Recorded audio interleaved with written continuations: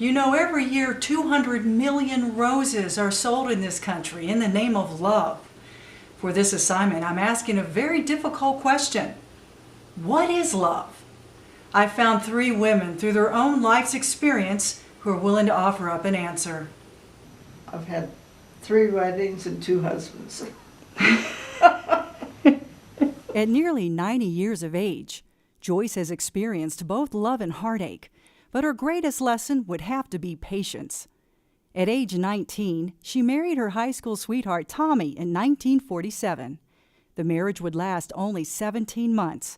As Joyce puts it, her in-laws complicated a marriage that she says she knows today could have easily worked out. He sold insurance, and one night he came home and I wouldn't let him in, and neither one of us ever figured out what our argument was about. So he went home, and that's when the next day his stepfather went to got a lawyer.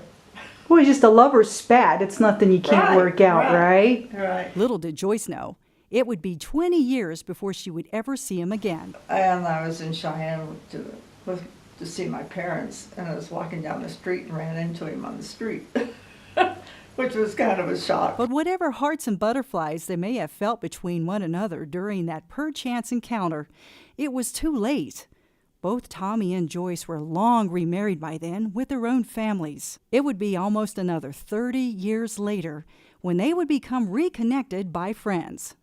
Both of them now well in their 70s, and ironically, both of them widowed. Joyce and Tom would remarry for the second time. Even in your 70s, you found him attractive? Oh, yes. Even the way we looked in our 70s. He still found you attractive. You were still his girl. Right. But it would be short-lived. Tom would succumb to cancer just 5 years later. Joyce says she felt like she lost him all over again, but that she is grateful for the wonderful short years they finally had together. You know, in my opinion, Joyce's true act of love wasn't that she finally reconnected with her first love. It's that she honored her covenant, she stayed with her second marriage and raised her family until the time was right for her to finally reconnect with her first love.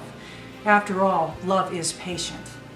But what if you were married and then everything changes by a diving accident?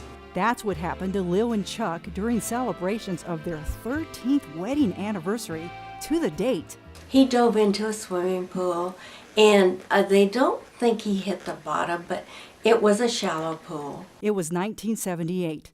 Chuck was just being Chuck, goofing off in the swimming pool with the kids. It would be a life-altering event. After he was taken to the hospital, Lil got the news later that evening. Chuck was a quadriplegic. The nurse told him that don't count on your wife staying with you because they usually leave. Statistics show that 98% of spouses will leave their significant other with a medical diagnosis of quadriplegia, but not Lil.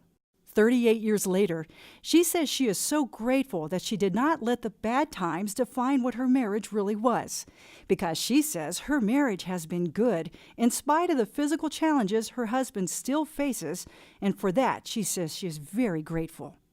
Every morning we wake up and we're blessed. We're just thankful for everything we got. You know, Lil's story really warms my heart because it lets me see that if you just hang in there, things will eventually work themselves out. They're just happy to have each other. After all, love does bear all things. But bearing all things does not come natural. It's a hard lesson that has taken Irene a lifetime to learn. She has been married and divorced 8 times. How, you might ask? To understand the answer to that question, you would have to go all the way back to the beginning. I think part of the problem came from the fact that when I was a teenager, I was molested. And I think that my trust in men was already very weak. I always questioned how much I could trust a man after that happened. Molested from the age of 5 by 2 different family members, it would be years before Irene would face those demons. And in the meantime, her relationships with men would compile into one disaster after another. The majority of her marriages would last only a couple of years at most. And she says many times she was already contemplating her next relationship before the last one was finally over. If I had worked at it and just loved someone a little bit longer, that it would grow into a different stage of love. But I never let it get past that first stage of attraction and just being comfortable and wanting to be with that person. I didn't make it last long enough to really... Fear of abandonment was a great motivator for Irene. Her first marriage was at age 18 when she was then pregnant with her first child. For the next several decades, Irene would repeat the cycle of marrying out of the fear of being alone and then abandoning the marriage out of her lack of trust and self-worth. By then, being married so many times even made it harder for me to love myself. And I could never understand why these women or why these men loved me, because I really by then didn't feel lovable. Today, at age 64, Irene is single, and she says learning on a daily basis how to feel lovable.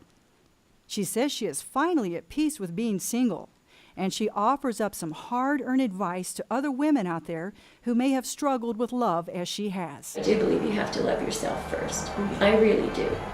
And I think if you don't, it's hard to make any other kind of love work. I really appreciate Irene telling her story.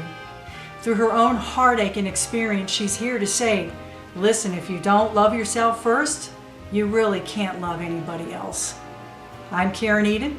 That's my assignment. I'll see you next time.